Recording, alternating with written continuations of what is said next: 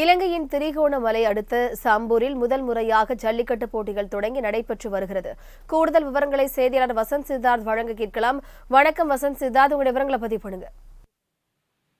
வணக்கம் வினிதா.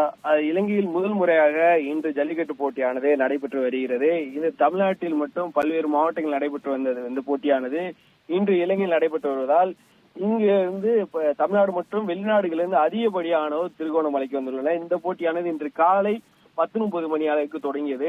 இதை கிழக்கு மாகாண ஆளுநர் செந்தில் தொண்டைமான் அவர்கள் தொடங்கி வைத்தார். இதற்கான முழு ஏற்பாடுகளையுமே அவர் தான் செய்திருந்தார். கடந்த வருடம் திருச்சி வந்திருந்த போது அவர் சொல்லியிருந்தார், அடுத்த வருடம் இலங்கையில் ஜல்லிக்கட்டு போட்டியானது நடைபெறும் என்று சொல்லியிருந்தார். அதே போல் இந்த வருடம் இந்த பொங்கல் விழாவான நடைபெறும் சூழ்நிலையில் இந்த ஒரு வாரம் காலங்கள் பொங்கல் விழா இலங்கையில் கொண்டாடப்படுகிறது.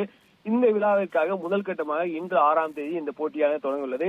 இந்த போட்டியில் 200 காளைகளும் 100 ஆடுபிடி வீரர்களும் பங்கேற்றுள்ளனர். இவர்களுக்கு அதிகப்படியான பரிசுகள் தற்போது வழங்கப்பட்டு வருகிறது. இதை தொடர்ச்சியாக இன்று பார்க்க வேண்டும் என்றால் இந்த போட்டியில் பல்வேறு அமைச்சர்கள் தற்போது கலந்துள்ளனர். அதே போல் நந்தா அவர்கள் கலந்துள்ளார். இது மாதிரி பிரபலங்கள், அங்கே இருக்கக்கூடிய பிரபலங்களே அதிகப்படியாக வரவேற்றனர். இதை பெரிய அளவில் கொண்டு போகணும், மக்களிடையே கொண்டு போகணும் என்ற ஒரே ஒரு காரணத்தினால் இந்த போட்டியானது நடத்தப்படுவதற்கான ஏற்பாடுகள் செய்யப்பட்டிருந்தது. இதில் முதலாக நடைபெற்றுவதால் பல்வேறு அந்த பகுதியைச் சேர்ந்த கிராமத்தை சுற்றியிருந்த பல்வேறு மாகாணத்தைச் சேர்ந்தவர்கள் அதிகப்படியானவர் தற்போது வந்துள்ளனர்.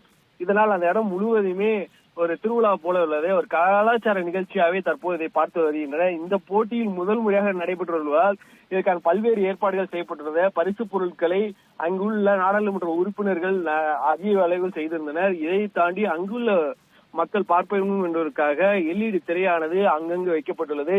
முழுமையாக அங்கு இருக்கக்கூடிய கிராம மக்கள் சரி, அந்த பகுதியில் ஆர்வமாக இருக்கக்கூடிய வெளிநாட்டினர் பார்க்க வேண்டும் என்பதற்காக பல்வேறு ஏற்பாடுகள் செய்யப்பட்டுள்ளது.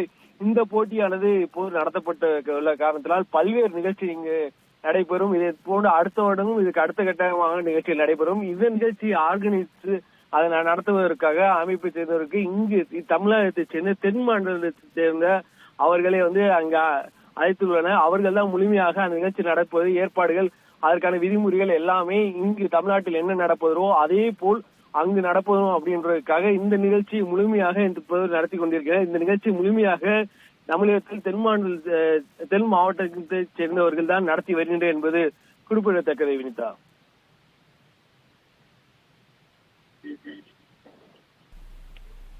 கூடுதல் விவரங்களுக்கு நன்றி வசந்த் சித்தார்த்.